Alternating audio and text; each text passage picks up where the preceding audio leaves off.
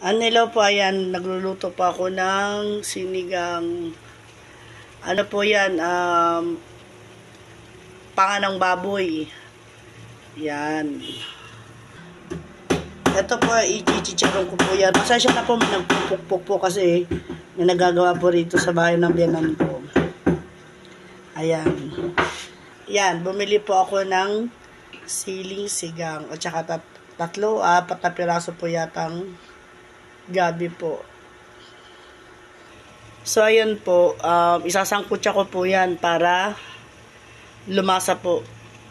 Lumabas po yung pinakakatas po talaga ng buto-buto na yan. Ayan. So, ayun po. Samahan nyo po ako.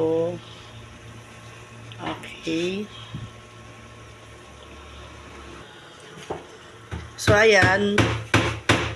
Nakasak ko yung apoy para mahalo ko siya. Okay. So, isisang haluin na ho natin siya. Yung para pong nagpiprito yung kanyang